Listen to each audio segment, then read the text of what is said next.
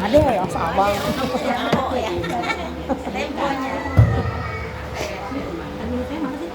Tuan saya. Bismillahirrahmanirrahim. Assalamualaikum warahmatullahi wabarakatuh.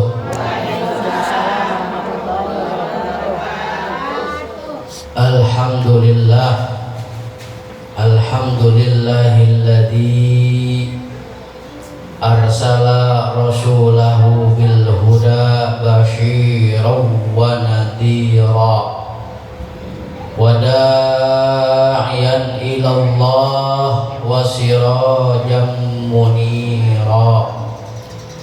Asyhadu an la ilaha illallah wahdahu la syarikalah arsalahu linnasi kaffah wa asyhadu anna sayyidana Muhammadan abduhu wa rasuluh arsalahu linnasi kaffah.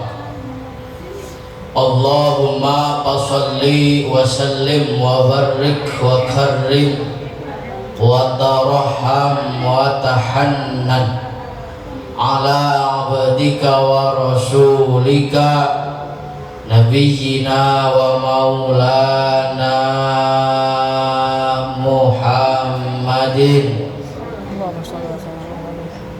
wa ala alihi wa ashabihi wa man tabi'ahu bi ihsani ila yaumiddin, amma ba'du. Hadratul mukarramin wal muhtaramin, para alimil ulama, asatid wal asatidah, bil khusus orang tua kami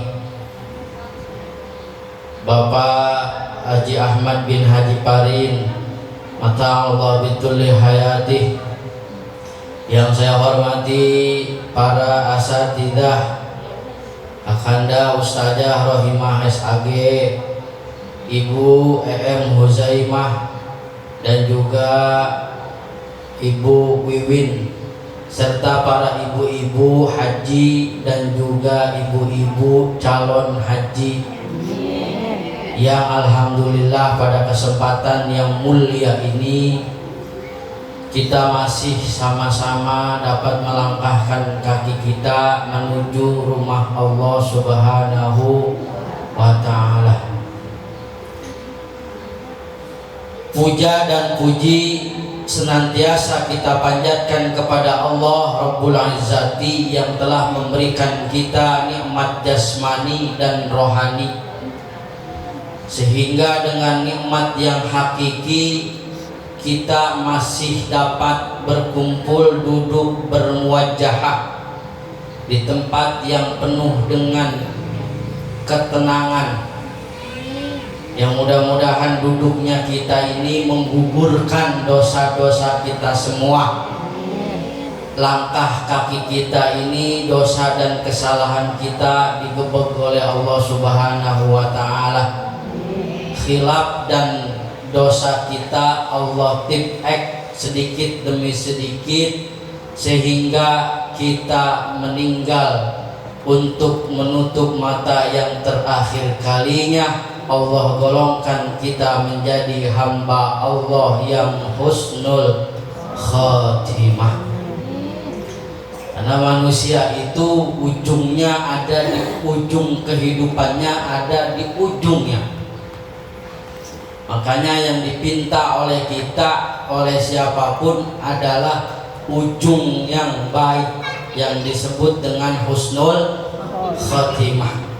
Maka langkah kita dari rumah untuk menuntut ilmu ke masjid yang mulia ini Allah catat menjadi sebuah amalan yang bisa jadi dengan amalan tersebut mengundang turunnya rahmat dan ridha Allah, sehingga kita tatkala menghembuskan napas untuk yang terakhir kalinya kita mampu mengucapkan kalimat la ilaha illallah.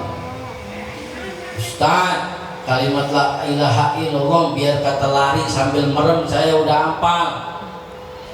Ya, ibu lari sambil merem kalimat la ilaha illallah itu saya udah hafal. Tapi kalau tatkala kita menghembuskan napas untuk yang terakhir kalinya, itu belum tentu kalimat itu keluar dari mulut kita. Maka sababiyah untuk menuju kematian yang husnul khotimah adalah perjalanan kehidupan yang kita jalani dalam kehidupan sehari-hari. Dalam kitab tasawuf ada seorang ulama yang ibadahnya dikategorikan getol, tetapi ketika meninggal ulama itu mengucap kalimat aina thoriq ilal hamam, aina thoriq ilal hamam, itu terus yang diucap, bukan mengucap kalimat la ilaha illallah. Kemana jalan menuju WC? Aina thoriq ilal hamam, kemana jalan menuju WC? Singkat cerita, kenapa ini kok yang diucapin itu mulu? Kemana jalan menuju WC? Kayak orang ngigo bahasa kitanya. Punya selidik, ternyata dia lagi sedang muda-mudanya ngelihat wadon perempuan yang cakepnya kelewat batas. Rupanya diikutin, itu cewek mau kencing ke WC. Diungkit, oh ternyata mungkin dulu pernah ngikutin perempuan yang kebelet pipis menuju WC. Dia nanya kemana WC, mau nyari si perempuan. Itu amalan jelek yang sampai ke bawah mati. Makanya kalau misalkan kita sering baca kalimat la ilaha illallah, insya Allah minimal enggak komplit nyebutnya, ujungnya doang kalimat Allah. Ibu hadirin rahimakumullah, maka kumpulnya kita di tempat yang mulia ini, Rasulullah Shallallahu Alaihi Wasallam menuliskan dalam sebuah hadisnya, ini mesti kita ingat, ahabbul bilad fil ardi ilallah masajiduha. Ahabbul bilad ilallah masajiduha. Ahabbul bilad, tempat yang paling dicintai oleh Allah di negara, di suatu tempat adalah masajiduha, masjid-masjidnya Allah. Wa abghadul bilad ilallah masarikuha, dan tempat sejelek-jeleknya, tempat yang dibenci, yang digedeg sama Allah, aswarikuha, adalah pasar-pasarnya. Pasar. Jadi kesimpulannya tempat yang paling bagus apa Bu? Masjid. Ahabbul bilad ilallah masajiduha, tempat paling bagus adalah masjid. Wa abghadul bilad alallah masyarikuha, dan sejelek-jeleknya tempat adalah pasar. Yang pojok nanya, emang ngapa Ustaz pasar dibilang tempat paling jelek? Buktinya pasar paling ramai, apalagi udah min 3 mau lebaran, udah berdesekan orang, kagak ada yang bisa lewat. Pokoknya kalau misalkan kagak maksa lewat nggak bakal bisa masuk, apalagi min 1 lebaran. Mau pasar tradisional, mau pasar modern, mau yang jual beli online, kalau udah min 3 lebaran jual beli online tutup. Kenapa? Nggak kebagian dikirim, keburu lebaran. Jadi tempat paling bagus adalah masjid. Maka kita datang kemari, duduk di mari, biar kata cuman tibang ngebet Quran doang, insya Allah itu pahalanya gede, menjadi sababiyah buat kita menuju husnul khotimah. Yang paling jelek tempat adalah pasar. Kenapa jeleknya? Kata ulama dalam penjelasannya, kenapa pasar disebut tempat paling jelek? Karena di situ, ibu-ibu tahu dah, satu, ada positifnya, disitulah orang berputar uang perniagaan, dan di situ juga orang bisa mengeruk kekayaan dan keuntungan, tapi di balik itu ada juga yang jelek. Apa? Di situ juga perputaran yang namanya riba. Di pasar itu juga ada orang yang kagak jujur. Di situ juga ada orang yang niatnya buat nyolong atau nyopet. Jadi pasar itu tempatnya paling jelek. Makanya orang berjubel di pasar, ada yang kehilangan HP, ada yang kehilangan duit. Kenapa? Karena di pasar itu tempat paling jelek kata Allah. Tapi sejelek-jeleknya tempat itu dikarenakan ketidakbenaran dari manusia. Ada yang niatnya ke pasar cuman mau nyopet, ada bukan laki-laki, perempuan copetnya. Ada yang ke pasar niatnya ngurangin timbangan, ada. Kan ada cerita ketika orang dia beli beras itu tiap hari di situ. Berasnya bukan di liter tapi ditimbang 1 kilo, 2 kilo, 1 kilo, 2 kilo dia beli di situ. Sudah langganan, ternyata suatu saat si pembeli ini mau ngebagi sesuatu karena nggak punya timbangan, akhirnya beras yang di warung tadi dia beli itu menjadi timbangannya, timbangannya. Ketika nggak punya timbangan, dia pakai timbangan itu. Ketika dijual ke si pedagang tadi, dia jual barang yang tadi dibeli oleh pedagang tadi, ditimbang lagi kurang. Jadi begini nih ceritanya. Ini saya jualan. Rupanya dari timbangan sekilo itu nggak penuh. Saya ambil berapa? 3 on lah. Diambil 3 on. Nah suatu saat saya mau beli buah sama si bapak itu yang sering beli sama saya. Kemudian kan si bapak itu nggak punya timbangan. Yang dia pakai hitungannya timbangan punya saya. Karena dia beli beras sama saya. Ketika dia beli buah sama si bapak itu patokannya timbangan saya dari sekilo, pasti kurang. Dia beli 5 kilo, itu cuma ada 4 kilo doang. Marah nggak?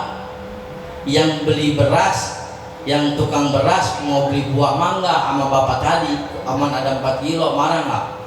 Marah, bapak nggak jujur. Kenapa saya beli mangga 5 kilo dikasihnya 4 kilo? Apa kata tukang mangga tadi? Saya ini timbangannya ngambil dari timbangan saya beli beras di tempat bapak. Saya ini nggak punya timbangan karena saya bukan pedagang. Saya cuma punya pohon mangga doang. Jadi timbangannya ini yang 1 kilo beras ini saya beli dari bapak, dan itu yang saya jadikan patokan. Kata dia, kalau begitu siapa yang salah? Ya, dia diem. Oh, ya udah kalau begitu mah. Nah, siapa yang malu? Bukan berat ya, tukang mangga nggak punya timbangan, dan saya cuma minjem timbangan sama tetangga yang dacin.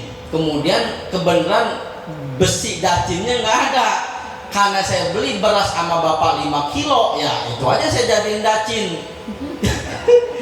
Pas begitu di rumah ambil timbang ini ada 4 kilo. Ya kan patokannya saya beli beras sama bapak. Akhirnya kemalu-malu dikit.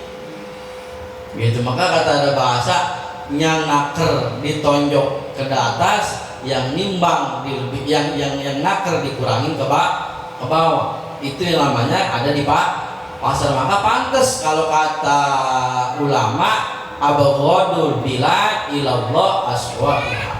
Sejelek-jeleknya tempat yang ada di muka bumi adalah pasar, karena semua orang itu enggak jujur semua gitu.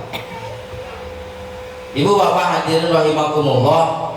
Jadi duduknya kita di tempat yang mulia ini menjadi sababiyah, mudah-mudahan dosa kita itu, dosa yang kecil, dosa yang enggak kerasa, itu dihapus oleh Allah Subhanahu wa ta'ala.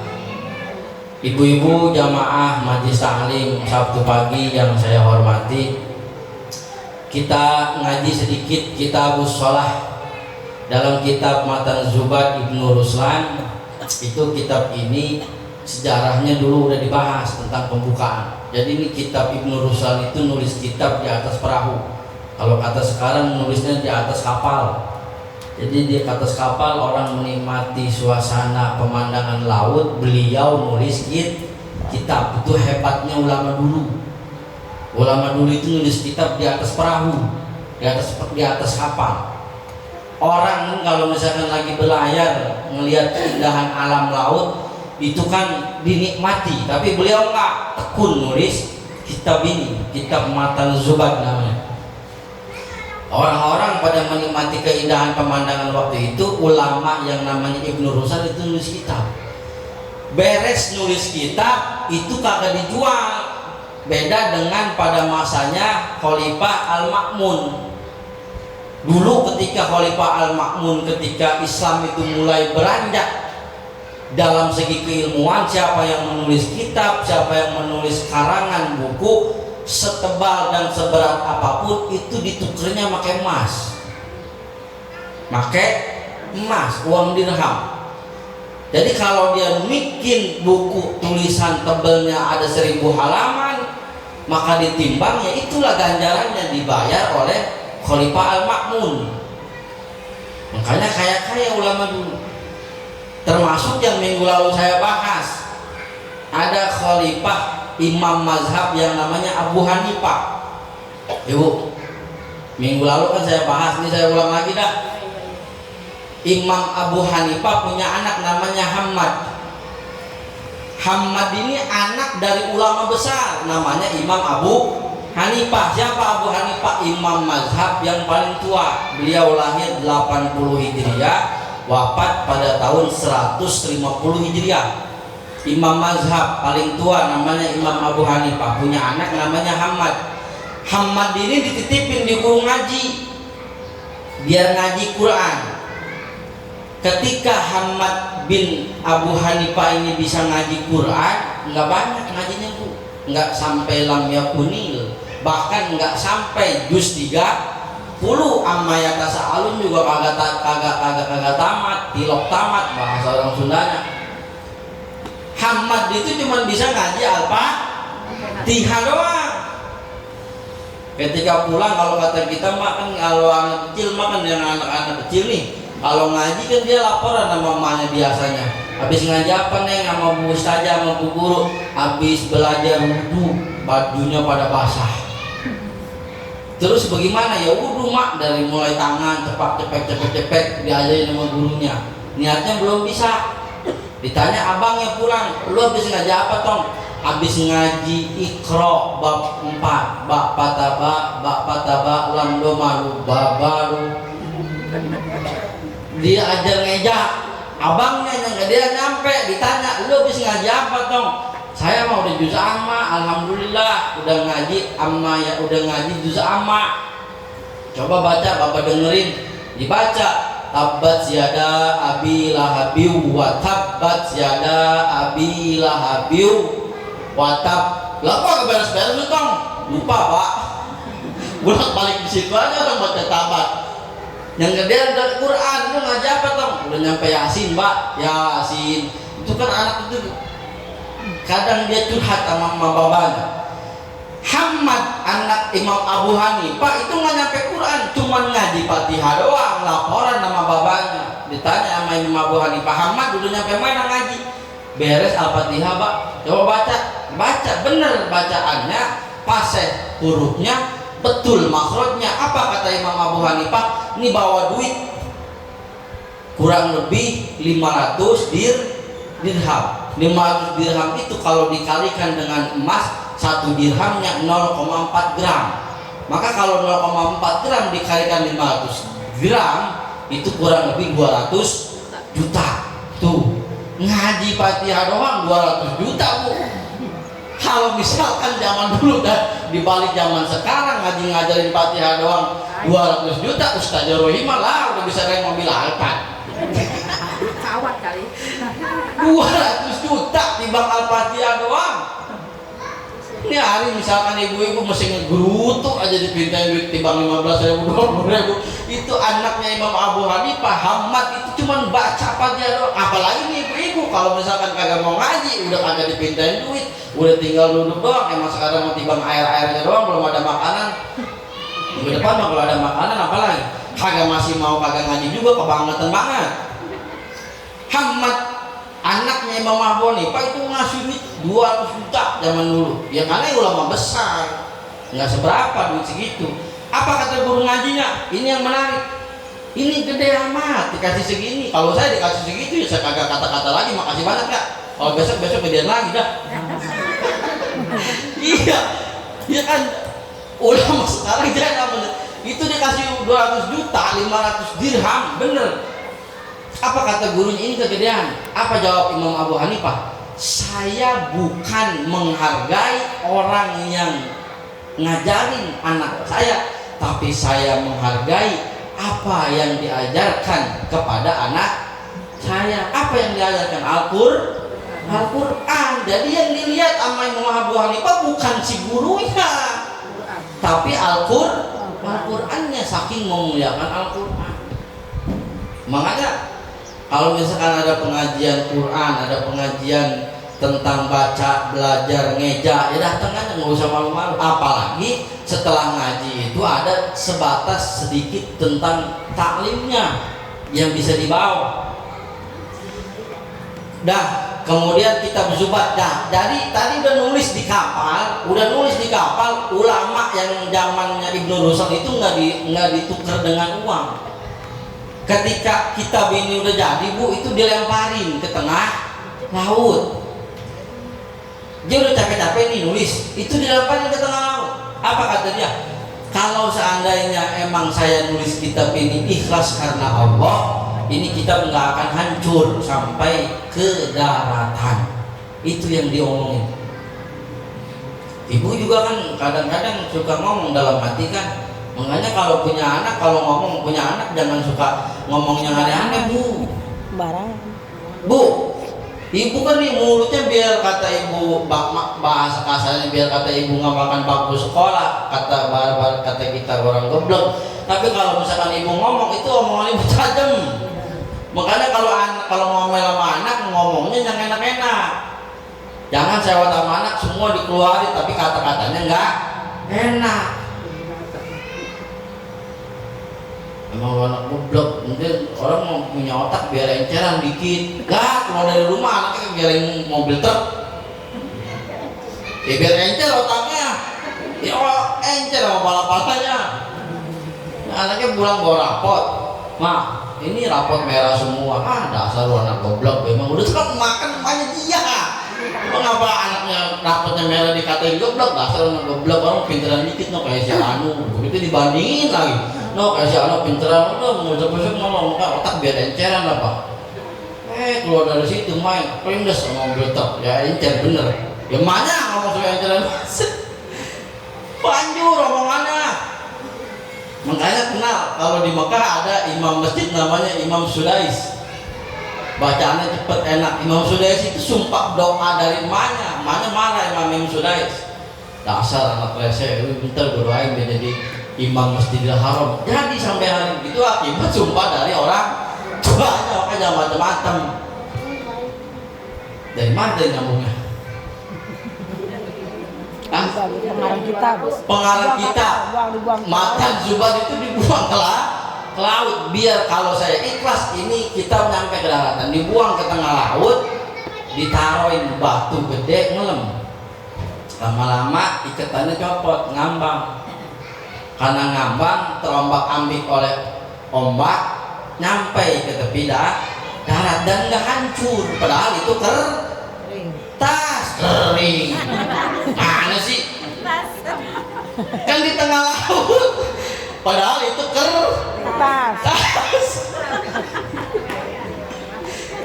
Ini kertas nih dibuang di tengah laut, logikanya pasti hancur. Kenapa? Karena basah.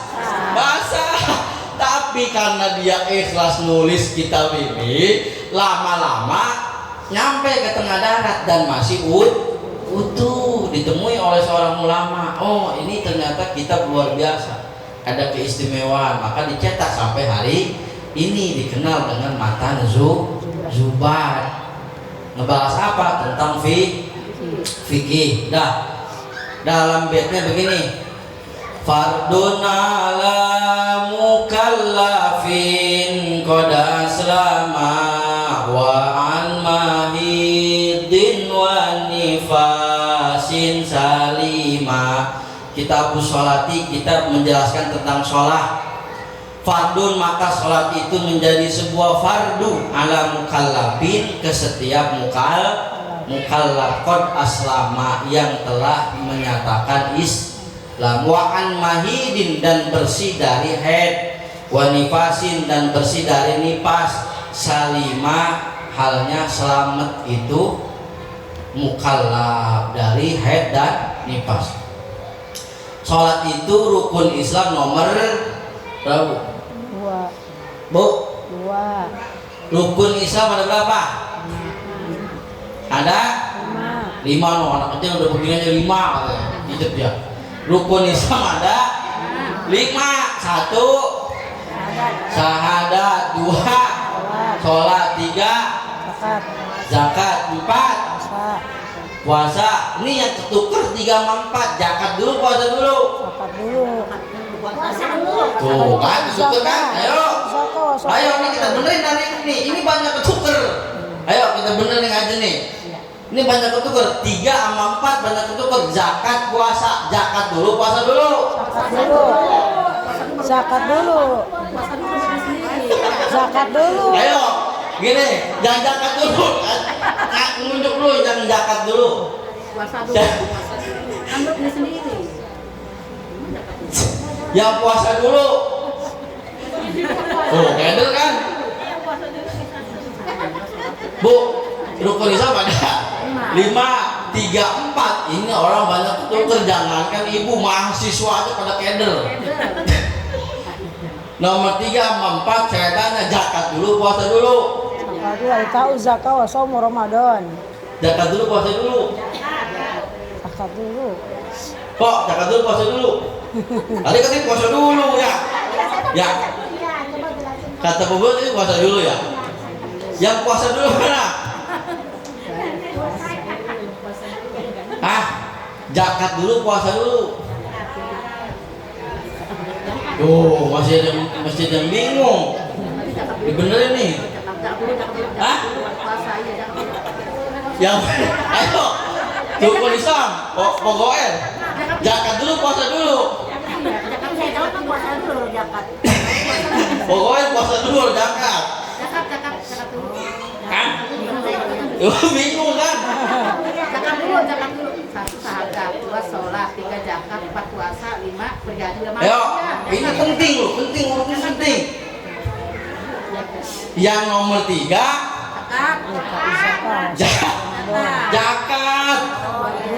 zakat dulu. Zakat dulu. Nomor 4 baru puasa. Ini kita kenapa keliru? Karena biasanya kita puasa Ramadan dulu baru pada ngeluarin. Bukan begitu, bukan. Itu mah karena panitianya biasanya akhir. Ini lagi susunan rukun Islam, jangan sampai ketukar, Bu. Itu kenapa susah? Maksud kenapa zakat dulu bukan puasa dulu gitu? Kenapa itu? Ya perintahnya itu dulu, yang diperintahkan itu zakat dulu, Bu. Zakat dulu yang diperintahkan. Puasa kan diri kita ya, kan? Jadi yang diperintahkan itu adalah zakat, baru nomor 4 bener, jangan sampai ketukar, Bu. Kenapa jangan sampai ketukar? Karena itu urutan. Yang namanya urutan, kalau nggak ngurut salah. Bener nggak? Ini penting. Kenapa? Saya bilang ini nggak boleh. Pak sama aja mau ngurut. Enggak, ini urutan. Urutan yang mesti dilalui oleh yang namanya mukallaf. Tuh. Dan itu juga yang pertama kali diperintahkan oleh Allah. Pertama, Allah itu merintahin apa? Supaya orang kafir Mekah itu masuk Islam. Lewat apa? Kalimat Itu yang diperintahkan. Ketika dia tidak mengucapkan kalimat syahadat, maka sholat tidak wajib baginya. Dia nggak masuk Islam, zakat nggak wajib baginya. Dia nggak masuk Islam, puasa tidak wajib baginya. Ya Bu. Tapi ketika dia masuk Islam mengucapkan asyhadu alla ilaha illallah wa asyhadu anna muhammadar rasulullah, maka poin pertama dia udah masuk sebagai orang Islam. Ketika poin pertama itu udah dipegang, maka poin yang ke bawahnya itu mengikuti, karena dia udah mengucapkan kalimat syahadat itu. Dan kalimat syahadat itu menjadi konsekuensi bagi kita yang udah masuk Islam. Makanya kalau misalkan zaman Desember, emang apa sih kita nggak boleh ngucapin Natal? Kalau kata saya nggak boleh. Kalau kata saya, mungkin kalau kata ustadz ulama yang lain, dia beda pemikiran dan mungkin boleh menurut dia, silakan. Kalau saya nggak boleh. Kenapa? Konsekuensi orang ngucapin kalimat syahadat itu berat.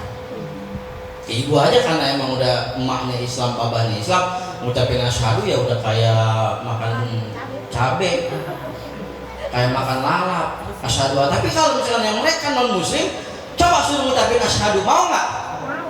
Mau nggak? Nggak bakal mau, karena dia tahu itu ada konsekuensi. Orang Islam kalau udah ngucapin itu berarti masuk Islam. Benar.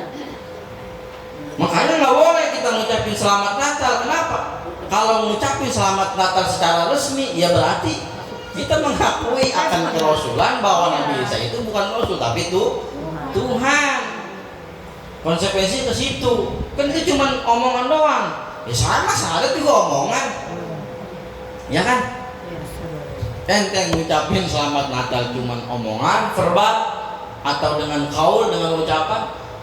Syahadat juga sama, omongan doang. Ya kan? Berat dia ngucapin syahadat.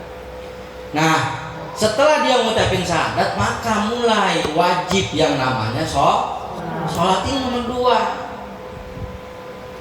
Setelah sholat dulu diperintahkan, puasa belum, zakat belum, apalagi haji belum. Makanya rukun Islam itu urutan, Bu.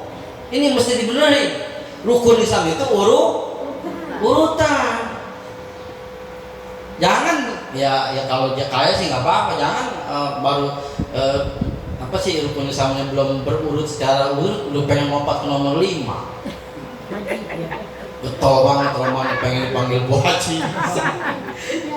Banyak. Makanya rukun Islam itu urutan. Ketika dia masuk Islam, maka yang diwajibkan pertama adalah perintah sholat sudah turun, baru perintah zakat itu. Perintah zakat turun, baginda Rasul wafat, dan setelah itu juga banyak sahabat yang kagak mau bayar zakat, maka diperangi waktu itu. Banyak orang murtad dan banyak orang yang kagak mau bayar zakat. Jadi itu urutan itu harus tertib dari 1, 2. Habis zakat maka habis zakat nomor 3, nomor 4-nya puasa. Beres puasa yang terakhir pergi haji. Jadi kalau misalkan mau hajinya mabrur, itu dari urutan 1, 2, 3, 4 itu udah bagus. Sholatnya nggak pernah ditinggal, zakatnya baik itu fitrah atau mal yang punya duit banyak dikeluarin, Ramadannya nggak pernah lepas. Kalaupun dia tidak puasa dibayar dengan fidyah atau qada. Baru nomor 5 namanya haji. Jadi jangan kegrek-grek. Ini kan kita kadang-kadang, mohon maaf, orang Indonesia itu gampang kagum, cepet aneh gitu. Ada mall baru dibuka, wah geroyok. Betul, Indonesia begitu. Padahal belanja kagak, ngapain? Numpang ngadem doang. Itu Indonesia.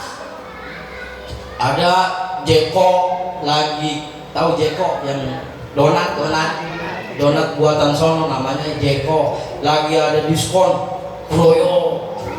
Biasanya 2 dus itu 200.000, ini 2 dus timbang 164.000 diskon. Ustaz tawan aja, tawan lah. Kemarin saya melihat jadi pada antrinya ada 3 meter bu. Astaga, saya orang Indonesia sih ya. Padahal mah donatnya rasanya sama donat bikinan Mpok Maimunah itu sama, enakan bikinan Mpok Maimunah. Cuman nggak menang merek doang, jackpot gitu. Menang brand doang, lagi diskon. Bener mak, kalau nggak percaya di sini patung kuda ada di dekat patung kuda Cita 7. Patung kuda Cita 7 ada jackpot itu yang ngantri 3 meter. Kata kita la ilaha illallah. Itu Indonesia. Ya memang begitu dia zaman haji pengen pergi haji. Jadi kesannya apa sih? Ya kalau giroh dalam ibadah boleh, tapi niatnya mesti lurus. Jangan pengen pergi haji karena ngejar pangkat Bu Haji, kagak dipanggil Pak Haji, ngambek. Jangan. Biarlah orang mau ngomong apa juga, yang penting niat kita ikhlas. Kenapa kalau misalkan kita kepengen tibang girohnya itu karena ngelihat orang pergi haji tiba-tiba pengen ya memang bagus ada giroh, tapi niatnya dilempeng nih. Kalau memang niatnya lempeng tanpa ada tahun haji Dzulhijjah, ya ada duit ya disetor. Makanya kan Allah itu adil loh. Kenapa dalam ayat yang lain Allah itu tidak ada dispensasi keringanan? Kalau sholat kan dispensasinya ada kan? Nggak bisa berdiri, bisa duduk bisa tidur dan sebagainya. Puasa nggak sanggup, bisa bayar fidyah atau bisa kodok dalam perjalanan. Apalagi kalau haji itu masih ada dispensasi juga. Apa? Man istata'a ilaihi sabila. Man istata'a ini mesti digarisbawahi. Orang yang udah mampu untuk pergi haji. Kalau nggak mampu jangan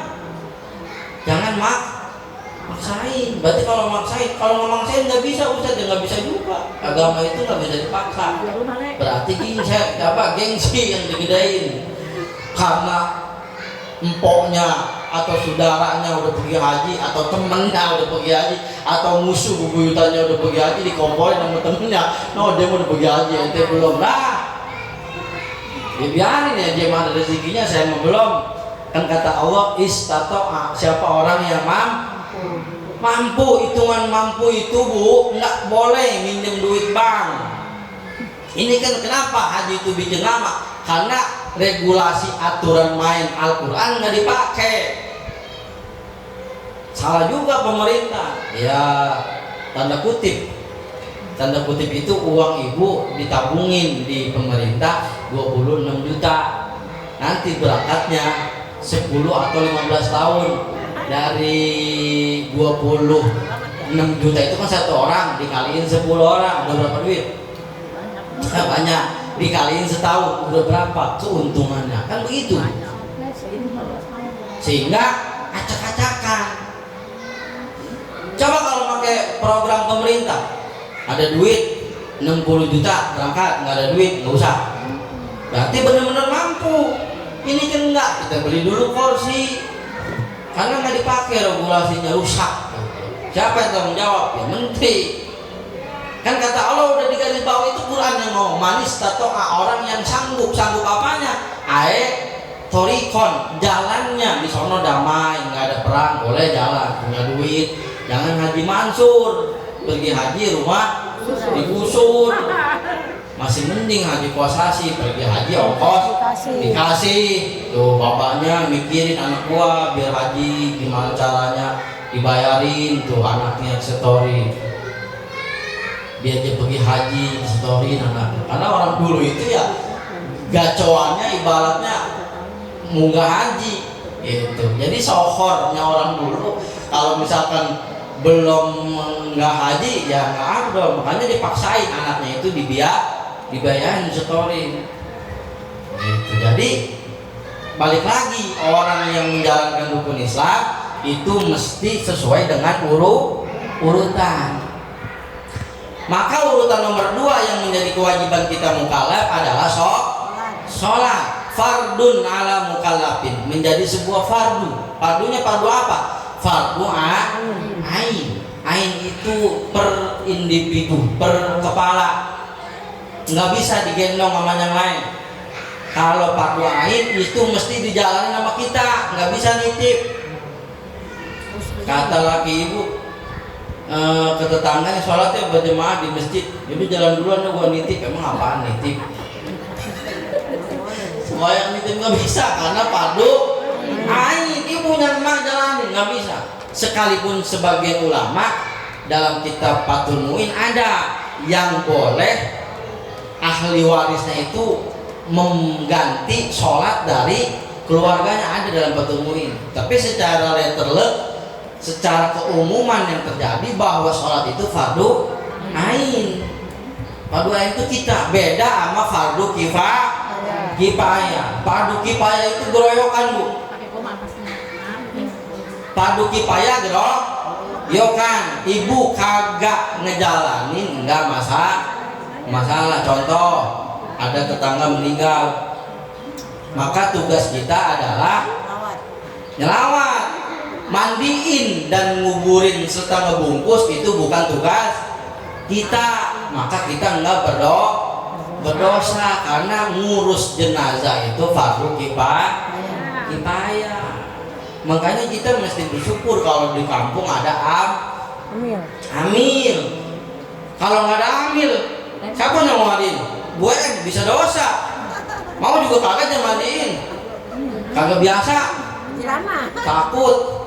Makanya bersyukur, itu namanya fardu kifayah. Jadi ibu nggak usah mandiin, yang mandiin amil, kagak dosa. Itu namanya fardu kifayah geroyokan. Yang penting kalau misalkan ada yang nalangin, ada yang ngegantiin, ibu nggak dosa. Makanya kan dalam lagunya bahwa orang yang meninggal itu kena fardu kifayah. Bila datang Israel mencabut nyawamu, fardu kifayah melekat pada dirinya dalam lagunya. Pokoknya gimana lagunya, bisa nggak? Kapan? Subro. Bisa nggak? Subro, kapan? Bila datang Israel mencabut nyawamu, semua akan menggigil sekujur tubuhmu. Fardu kifayah akan berlaku pada dirimu. Setelah kau dimandikan, kain kafan yang dibalutkan. Setelah kau disolatkan, ke pusaramu kau diantarkan, kau ditinggalkan di dalam kubur yang gelap gulita. Kau tinggalkan dunia yang selama ini kau anggap surga. Kain kafan. Kok jadi nyanyi? Ayo pokoknya udah hafal lah. Gratis sering nyanyi. Ini pakai spek ke dalam, Bu, makanya saya dari nyanyi. Ini spek ke dalam doang, ke luar malah. Kain kapan? Subro. Tuh, ya kan? Fardu kifayah melekat sama orang yang udah mati. Jadi sholat itu fardu ain. Qad aslama, dan telah Islam, wa an mahidin wa nifasin, dan sholat itu menjadi fardu ain, bersih dari haid dan nifas. Singkatnya, sholat itu udah kebiasaan kita lah. Cuma yang mau menjadi ingetan buat kita nih, satu, kalau rukun sholat kan itu udah biasa, ada 13 rukun sholat. Itu mesti tahu 13 rukun. Soal itu beda-beda, ada yang 13, ada yang 17. Mau pakai yang mana terserah. Jadi rukun sholat ada 13. Runtutannya ya itu yang kita lakuin. Allahu Akbar, baca Fatihah, yang saya mau ingetin Bu, setelah kita baca Fatihah maka kita baca surat. Surat itu apa? Selain surat Al-Fatihah, contoh qul huwallahu ahad, 2 qul a'udzu birabbil falaq, 3 qul a'udzu birabbin nas. Itu namanya surat. Nih saya ingetin, kalau di rakaat pertama nih, ingetin nih, ini bukan ngaji kuping nih, pakai. Kalau di rakaat pertama ibu baca surat kulhu rakaat pertama, maka di rakaat kedua ibu baca surat Qul a'udzu birabbil falaq atau Qul a'udzu birabbin nas. Pakai ya. Yang tinggi dulu. Balik lagi. Kalau di rakaat pertama itu ngajinya yang atas dulu.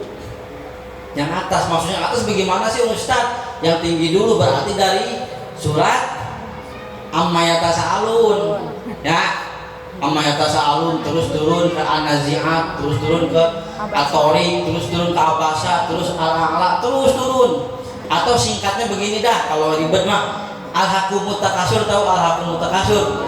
Nah, rakaat pertama surat Al-Hakumut, nanti rakaat kedua surat Wal Asri. Itu begitu nggak kalau sembahyang? Kalau udah begitu alhamdulillah. Yang belum rubah, bawa pulang nih. Ya. Kalau yang udah bagus alhamdulillah. Jadi rakaat pertama yang atas dulu, kulhu dulu, baru kalau jodoh bina. Kalau nggak paham juga Al-Hakumut pertama, nanti rakaat kedua Wal Asri. Habis Wal Asri alam taro, lilapi, aroaita, inna atoina, qul a'udzu birabbil falaq, al-kafirun, habis al-kafirun, habis ijazah, baru tabat. Itu dilihat di juz amma. Saya mau boro-boro ngapalin surat. Ya udah, kalau misalkan ribet, ayat rakaat pertama baca kulhu, rakaat kedua itu baca qul a'udzu birabbil falaq, rakaat ketiga baca qul a'udzu birabbin nas, atau baca qul a'udzu birabbil falaq atau qul a'udzu birabbin. Yang jelas rakaat pertama itu mesti surat yang atas. Begitu apa kata Ibu? Mana kalau amak dulu Ustaz? Hah? Kuliah rata-rata. Iya, itu benar. Kuliah dulu. Pada susah katanya. Jadi ibu nih udah hebat ilmunya. Jadi ntar di mana ibu ngedengerin ada imam bacanya nyungsang, tahu nyungsang?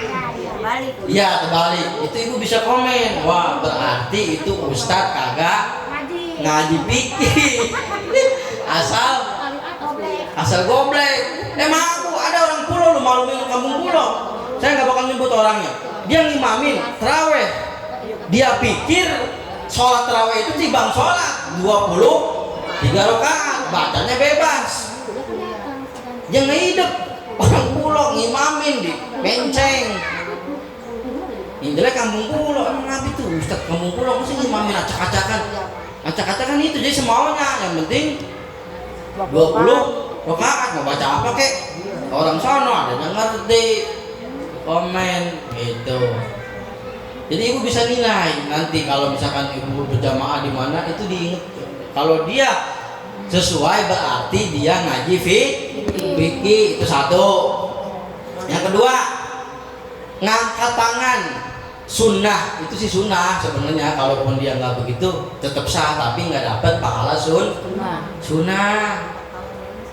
Satu, nggak dapat pahala sunnah. Kedua, nggak tahu ilmunya berarti. Yang kedua, ngangkat tangan. Ngangkat tangan itu di 4 tempat sunnahnya. Jangan main angkat tangan aja. Pertama takbiratul ihram itu diangkat. Kedua mau ruku. Ketiga mau tuh turun. Yang terakhir keempat sunnah ngangkat tangan. Dari rakaat kedua naik ke rakaat ketiga, Ibu. Itu ingetin. Dari ketiga ke empat nggak usah ngangkat tangan. Udah biasa Allah Akbar, udah nggak Ya. apa-apa lagi kan? Dari rakaat kedua habis tasyahud awal naik ke rakaat ketiga itu angkat tangan. Sunnah. Jangan angkat tangan tiap Allah Akbar angkat tangan. Ya, dari kedua mau ketiga itu angkat tangan. Dari ketiga ke empat nggak usah. Dari ke satu kedua nggak usah. Ya, Diajarin juga usah makan banyak. yang angkat tangan dari rakaat kedua tasawuf awal mau ketiga. Nanti ketiga keempat nggak usah angkat tangan, cuman Allah Akbar. Itu jarang dibahas. Berarti kalau ibu ngelakuin yang tadi, ibu bisa disebut wah berarti ini orang ngaji nih, ngaji fikih. Ya, yang sehari-hari itu orang coba lihatin dah. Dari rakaat pertama ke kedua jangan angkat tangan. Imam juga ada yang gitu. Cuman saya mah kagak mau negor. Kalau Pak Haji orang tua saya, dia mau Jakarta aja, saya mah nggak berani saya mah. Biar yang negor yang tua-tua aja dah. Yang negor orang-orang tua aja. Kalau saya nggak berani negor, biar aja lah. Masih ada yang tua yang negor. Kalau Pak Haji tegur langsung, apalagi nyungsang kayak nyungsang tadi, itu ditegur langsung. Ente baca salah tadi, harusnya ini dulu. Ya saya diminnya saya mah. Jangan nanti kan ada malah. Kita yang negor yang lebih tua lah.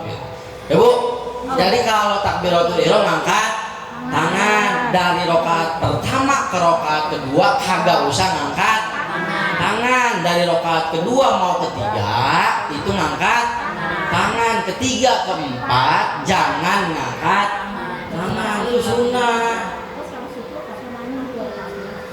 Kalau subuh yang nggak ngangkat tangan. Subuh berarti takbiratul ihram doang ngangkat tangan. Yang ya kalau zuhur ngangkat tangannya di rakaat kedua mau naik ketiga dari tasawuf awal tuh ngangkat tangan itu diingetin. Ini ngajinya itu tuh udah oleh-olehnya itu aja udahlah. Jangan ngaji kuping ya. Kita Ustaz Rohimah pikirnya tuh Tuh ya. Satu, udah nih bawa pulang satu. Kalau sholat ngajinya itu rakaat pertama bacanya kulhu, rakaat kedua falak binas atau kulhu bebas atau anas, atau kalau mau enaknya pertama kuliah kedua kulhu gitu. Jadi atas ke bawah.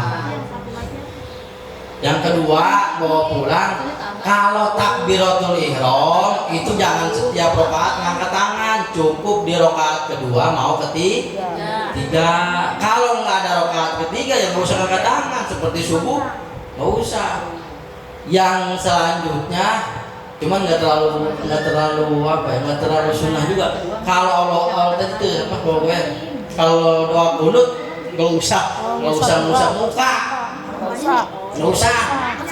Iya, nggak usah ngusap muka nih kita doa kunut. Nggak usah ngusap muka, turun aja. Nggak usah langsung aja.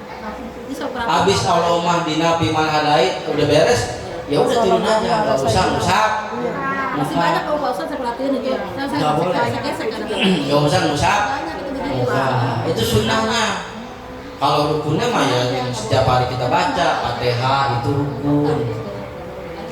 Fatihah rukun. Kalau baca surat itu sunnah. Sunnah ditinggal boleh nggak? Boleh, cuman kurang afdol. Lagian sayang kalau kita tinggal, sunnah itu nilai tambah.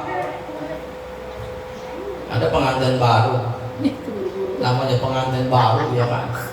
Malam bisa 3 kali main. Pengantin baru, pokoknya masih pengantin baru dulu.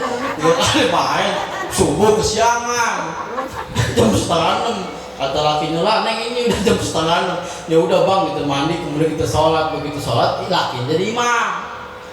Begitu baca surah Bismillahirrahmanirrahim, amin. Kata lakinya Bismillahirrahmanirrahim, Yasin. Belum juga diterusin, bininya udah ngomong buset ini sih laki udah sembahyang subuh kesiangan bacanya Yasin. Rupanya cuma timbang 1 ayat. Yasin, Allahu Akbar. Pas sudah beres, abang dia mah abang satu itu mau kata Ustad itu mah sunnah, saya juga jadi.